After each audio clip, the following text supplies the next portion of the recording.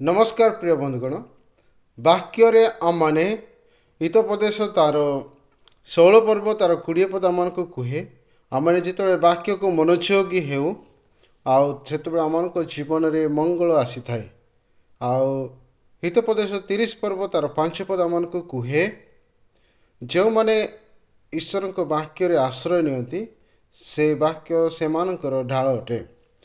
हितोपदेश 29 तार 18 पद कहे आउ जो मैंने वाक्य अभाव रुहति आउ से माने विनष्ट हुअन्ति आउ जो मैंने वाक्य को पालन करती से माने धन्य।